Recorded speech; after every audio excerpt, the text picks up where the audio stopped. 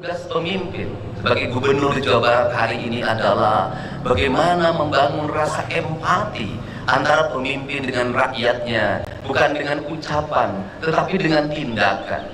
Maka empati itu harus dilakukan dengan melakukan tindakan-tindakan yang nyata dan terukur, dengan memiliki tanggung jawab pada 8 asnaf yang terus-menerus dalam setiap tahun kita santuni melalui zakat, infak, dan sedekah. Tetapi di balik itu, seluruh aparatur negara harus memiliki kesadaran yang kolektif bahwa kita semua adalah para pemegang kebijakan yang di dalamnya memiliki kewajiban untuk memberikan rasa aman, memberikan rasa bahagia, memberikan rasa sejahtera, bahkan mengangkat derajat mereka dalam tahapan dan tingkatan hidup yang sama, yaitu 8 asnaf.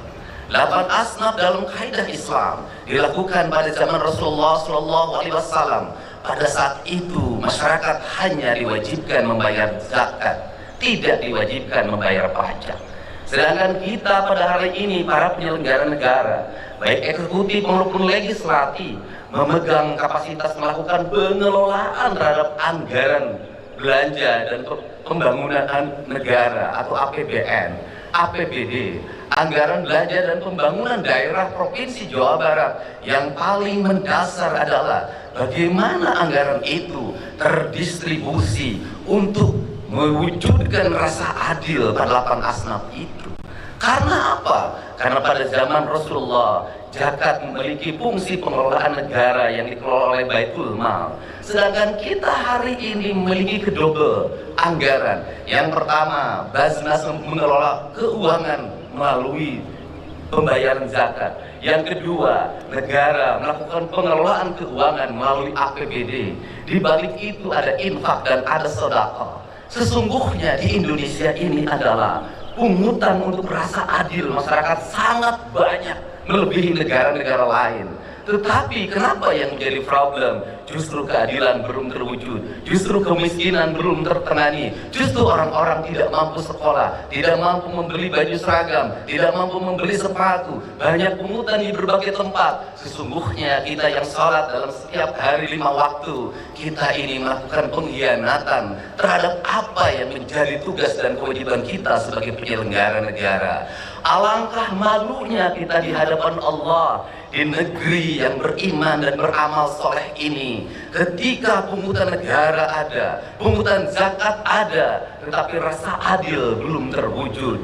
Berarti kita sebagai penyelenggara negara belum bisa memaknai dan memahami Islam secara paripurna.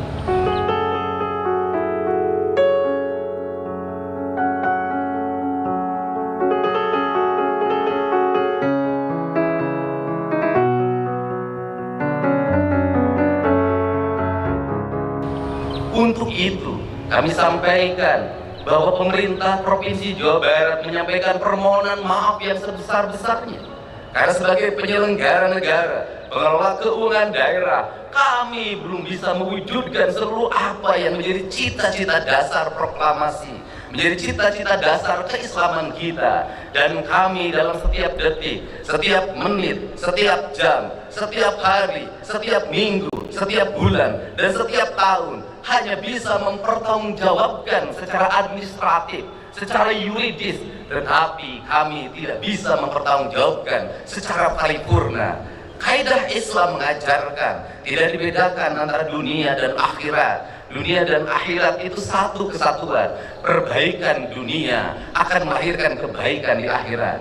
Perbuatan paripurna di dunia akan menjadikan paripurna di akhirat. Maka pengelolaan keuangan negara itu adalah pengelolaan keuangan yang dipertanggungjawabkan di akhirat. Bukan hanya berpegang teguh pada prinsip-prinsip yang menjadi kewajiban penyelenggara negara, tetapi di balik itu memiliki hakikat. Sesungguhnya pemangkasan anggaran, belanja rutin pegawai diturunkan, kemudian diarahkan 70% belanja untuk kemakmuran rakyat. Itu adalah bagian dalam memahami ajaran Islam secara esensial. Kalau di dalam kaidah pengelolaan zakat, jangan sampai biaya abilin lebih besar dibanding biaya untuk 8 asnaf. Sekali lagi, jangan sampai biaya amilin lebih tinggi dibanding kepentingan asnafnya itu sendiri. Dalam kaidah anggaran, jangan sampai biaya rutin pegawai, tunjangan jabatan, perjalanan dinas, ongkos kantor, belanja ATK jauh lebih besar daripada belanja untuk kepentingan kemakmuran rakyat itu sendiri. Maka perspektif Provinsi Jawa Barat hari ini merubah mindset itu. Tugas pengelolaan anggaran adalah tugas-tugas Islam, tugas-tugas kemuliaan, tugas-tugas kemanusiaan.